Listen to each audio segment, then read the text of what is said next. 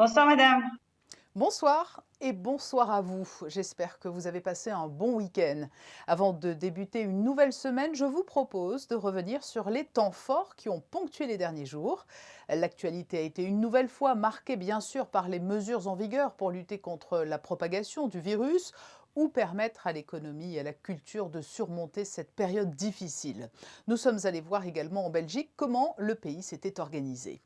Le voile a été levé sur le projet de budget primitif de l'État pour 2021, un budget impacté par la crise sanitaire. Mais le grand titre de la semaine, cela a été aussi le suspense total après l'élection présidentielle américaine et l'interminable attente pour connaître le nom du nouveau président. Et ce début de mois de novembre correspond enfin à la campagne du mois sans tabac. À vous de jouer, c'est le moment pour arrêter. Voici le best-of de la semaine. Le tabac est malheureusement la première cause de mortalité évitable. Le tabac tue en France, et nous sommes dans l'Hexagone, en France et à Monaco, 73 000 morts par an.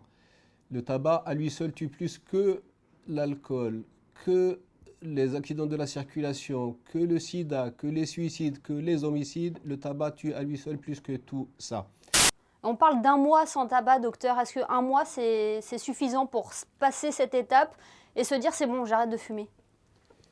Pourquoi un mois? Parce qu'il y a plusieurs études qui ont démontré qu'un fumeur qui arrête 28 jours d'affilée a 5 fois plus de chances de rester abstinent. Les personnes que je connais, ils sont, je crois, dans la même opinion que c'est vraiment c'est une période vraiment c'est décevant. C'est décevant parce qu'on n'a pas les bons choix.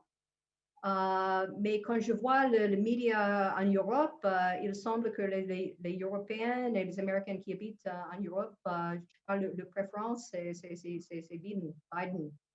Rappelez-vous, l'an 2000, l'élection ratée entre Al Gore et George Bush Jr., où il a fallu recompter pendant pratiquement 36 jours en Floride avant que la Cour suprême ne décide. Rappelez-vous également, il y a 4 ans, quand Hillary Clinton a été battue, à chaque fois, on a eu, alors pour Hillary Clinton, c'était un peu moins vrai, on a eu une réponse très vite parce qu'elle était laminée, entre guillemets, par les élections, et Donald Trump a pu effectivement déclarer sa victoire le soir même. Mais en fait, on est assez habitué à ce genre de scénario aux États-Unis. Cette année, on a eu un nombre extrêmement important. C'est dans les élections américaines, la plus grande participation. On est à près de 69% de participation. Il faut se rappeler que Bill Clinton avait été élu avec un peu plus de 37% de participation à l'époque. Donc, on est vraiment dans une configuration très particulière avec ces votes par correspondance aussi qui ont été extrêmement nombreux. On est à près de 130 millions de votes par correspondance. Et ces votes-là, il faut effectivement les dépouiller. Ça prend énormément de temps, c'est vrai. Il n'y a plus de secret pour personne ici, en tout cas. La première indication, c'est que les services secrets, Homeland Security Department, le département de l'Intérieur ici, vient d'envoyer une escouade d'une centaine d'agents des services secrets à Wilmington, au Delaware, autour de la résidence du président élect, puisqu'on l'appellera comme ça maintenant, en attendant qu'il soit effectivement élu. Le président élect en américain, eh bien, c'est ce soir Joe Biden, puisque les 4 États dans lesquels il restait en lice, la Géorgie, la Pennsylvanie, le Nevada et l'Arizona, il est devant partout. On va probablement arriver à une décrispation assez rapide, en tout cas au mois de janvier, dès que le président prendra ses fonctions. On arrivera, je pense, à une décrispation. Par contre, de dire que le pays n'est pas fracturé, certes, ça va être très difficile, même si Biden fera tous les efforts possibles pour essayer de rassembler, de recomposer ce pays qui est effectivement non pas exsangue, mais fracturé. La distance n'est pas un problème grâce au numérique. Effectivement, dans un contexte à Monaco de couvre-feu où le gouvernement princier pousse notamment pour le télétravail, le numérique permet de se soigner à distance, permet, lorsque c'est pertinent, d'apprendre à distance, permet de travailler à distance, permet d'avoir une relation avec l'État à distance, permet d'avoir des subventions à distance. Nous sommes prêts à ce que, en fonction des besoins du pays, la distance ne soit pas un problème grâce au numérique sur tous ces sujets. Le fonds bleu, mais en général le plan de relance par le numérique, est essentiel pour plusieurs raisons.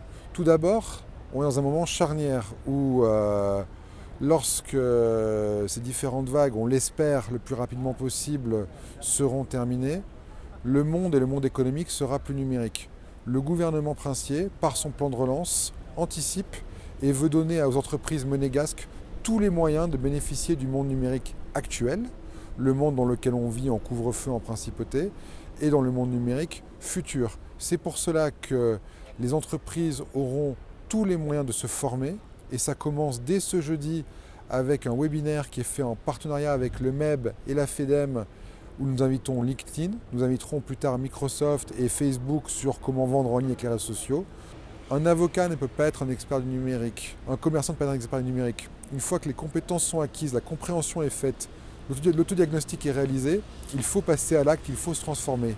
Et c'est là où le Fonds bleu, en s'appuyant sur les entreprises services numériques monégasques, permettra à nos entreprises, à nos commerces de se transformer. Oui, les réseaux sont complètement prêts pour la deuxième vague du télétravail. En fait, les réseaux, ça s'appuie sur plusieurs couches. Il y a d'abord, en fait, il faut que Monaco soit relié au monde. Et il y a en fait 3 routes complètement indépendantes qui relient Monaco à Paris, Milan, Francfort, Londres, etc., ce qui connecte complètement la principauté. Le fameux réseau international dont je parlais, on l'a construit patiemment depuis assez longtemps parce qu'il faut trouver des accords, il faut trouver des partenariats, il faut trouver des points d'accès. Et tout ça s'est considérablement en fait augmenté dans les 2 dernières années et particulièrement cette année. Le déficit budgétaire annoncé pour l'exercice 2021 est de l'ordre de 115 millions d'euros, 114,5 pour être précis. C'est la première fois depuis 2015 qu'un budget primitif est présenté en déficit. Je tiens toutefois à préciser que lors des exercices 2012 à 2019 inclus, à chaque fois, même si dans certains cas des déficits avaient été proposés lors du dépôt du budget, les exercices budgétaires eux-mêmes s'étaient terminés à l'équilibre ou en excédent. Donc ce budget primitif 2021 s'inscrit dans la droite ligne de ce que nous connaissons et que nous traversons depuis maintenant près de 8 mois et qui nous a conduit à présenter et à ce que le Conseil national vote le mois dernier un deuxième budget rectificatif 2020, également en déficit, à hauteur de 165 millions d'euros cette fois-ci. Donc le logement reste la priorité des priorités. Nous avons également fait passer un message qui a été entendu par tous les services de l'administration au niveau, en revanche, des dépenses de fonctionnement qui, elles, progressent de manière extrêmement marginale. C'est la plus faible progression, je crois, des 5 dernières années.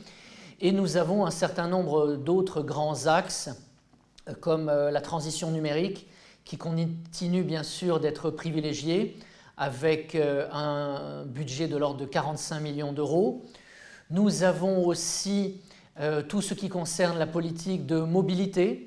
Et puis nous avons un certain nombre d'investissements structurants dans le cadre de la politique de santé, le maintien à niveau du CHPG, des investissements significatifs au titre du Cap Fleuri et bien sûr une somme très significative de l'ordre de 44 millions d'euros pour terminer la rénovation du Larvoto qui est en cours depuis maintenant plus d'1 an et que nous attendons tous avec impatience pour l'été 2021.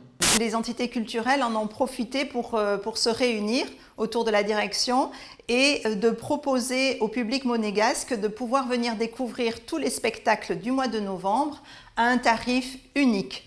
Et nous allons donc sortir un programme complet afin que le public puisse réserver ses soirées à la fois pour l'opéra, pour l'orchestre, pour un spectacle au Grimaldi Forum, pour le Théâtre Princesse Grace, pour l'Institut audiovisuel. Marc Monet nous fait un dernier cadeau pour cette année 2021 et nous venons de découvrir aussi le successeur du directeur qui nous a accompagnés toutes ces nombreuses années et qui avait vraiment mis sa patte pour ce festival. Son successeur s'appelle Bruno Mantovani, il n'est pas inconnu de la principauté, hein, Françoise? Non, tout à fait, parce que le Printemps des Arts, justement, lui avait fait une commande et M. Mantovani a déjà travaillé plusieurs fois avec Jean-Christophe Maillot pour les ballets de Monte-Carlo. Je crois que l'État monégasque a pris les meilleures solutions possibles, les plus équilibrées. Nous avions à la fois, je le répète, à limiter la propagation du virus, qui même à Monaco est une réalité, on le voit chaque jour avec le nombre de cas positifs de plus en plus important, mais en même temps, il fallait préserver notre économie autant que possible, préserver notre vie sociale, Et je dois dire que les mesures qui ont été prises, c'est-à-dire le couvre-feu, mais le maintien des commerces en activité, le maintien des restaurants, le maintien aussi de la culture et d'une vie sociale, ce sont les meilleures décisions possibles. Elles ont été prises dans la plus large concertation. L'inquiétude des acteurs économiques et des résidents et des salariés, c'est qu'on envisage à Monaco, on passe à un nouveau confinement. Je pense que ceci fait que la rumeur se propage, mais nous avons une situation différente de la France. Notre hôpital aujourd'hui n'est pas saturé. Certes, le nombre d'hospitalisés a légèrement augmenté. Je crois qu'on était à 12 hier soir. Mais ce qui est le plus important, c'est le nombre de personnes en réanimation. Elle était de 5 hier soir. C'est un chiffre qui a un peu augmenté, mais qui est relativement stable depuis quelques jours. Nous ne sommes donc pas saturés. Notre hôpital fait face. Force est de constater que partout en Europe, en France et à Monaco, la politique des tests PCR n'a pas été une grande réussite. Parce qu'il ne suffit pas de faire beaucoup de tests en quantité.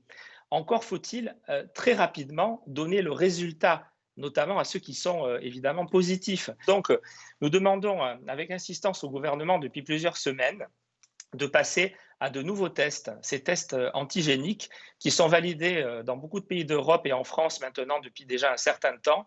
Et je dois dire que nous sommes très satisfaits de l'annonce du ministre d'État, donc toute récente, puisque le gouvernement a accepté de commander ces tests antigéniques qui sont, j'insiste, quasiment aussi fiables aujourd'hui que les tests PCR, mais qui ont l'avantage d'être beaucoup plus confortables lors du prélèvement et surtout beaucoup plus rapides. Nous sommes face à une crise, nous sommes face à des plans sociaux. C'est peut-être le moment, au contraire, de préserver la cohésion sociale et la paix sociale. Et quand on regarde dans le détail ce projet de loi, on se rend compte que l'objectif du gouvernement ne sera pas forcément atteint parce que j'ai été chef d'entreprise.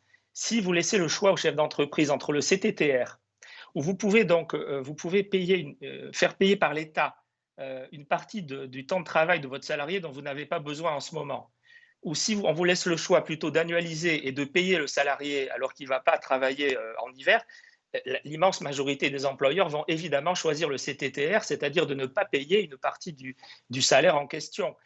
Le nombre d'hospitalisations ici de patients atteints de la Covid-19 est supérieur à celui du mois de mars. Donc, le Premier ministre Alexander De Croo a indiqué que tout devait être fait pour empêcher l'effondrement des hôpitaux aujourd'hui et dans les jours à venir. Donc, la Belgique se reconfine depuis vendredi pour lutter contre la propagation fulgurante du virus. Toute l'Europe est arrêtée, comme vous le savez, entre le confinement et les mesures assez strictes. Et ce qui est merveilleux, c'est de pouvoir donner ces concerts ici, vraiment avec une sécurité totale par rapport aux sanitaires. On l'a vu hier, il y avait un peu moins de 400 personnes qui étaient éparpillées dans la salle. Mais en tout cas, ce qui était merveilleux, c'est de pouvoir vivre ce concert, à la fois nous, interprètes, et puis le public aussi en même temps. Je suis bien sûr, en tant qu'artiste, partisan de dire que la musique fait du bien, que la culture est essentielle. Mais je respecte aussi évidemment les mesures sanitaires. Et quand on nous explique que les hôpitaux sont saturés, etc., et que le virus flambe, il faut simplement se prêter à ces décisions. Simplement, je pense qu'il faut rappeler vraiment que ni dans les théâtres, ni dans les salles de concert, il n'y a pas d'exemple de cluster, ça n'existe pas. C'est vrai que cette situation d'arrêt total a permis de trouver des dates un peu plus facilement. Donc il y a aussi parfois des choses positives qui se dégagent de ces moments très compliqués. Le message toujours optimiste du violoniste Renaud Capuçon. Le best-of de la semaine, c'est aussi le best-of des réseaux avec de la poésie, des animaux bien mignons et toujours quelques maladresses.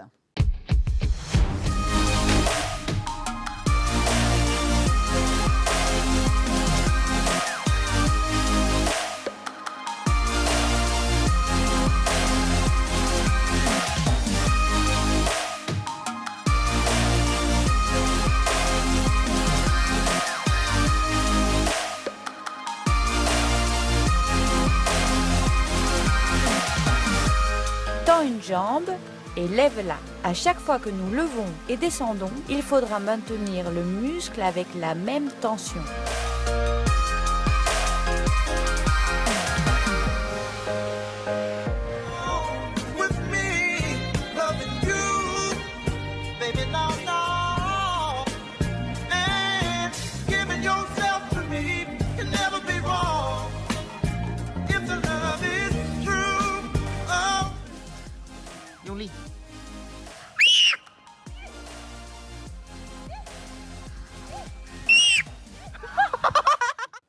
il faut parfois savoir aller au plus simple. Et pour refermer ce best-of, les plus belles photos de la semaine, signées Michael Alési et Stéphane Dana. Un joli condensé de l'actualité. Je vous donne rendez-vous lundi à 19h et je vous souhaite une belle et douce soirée.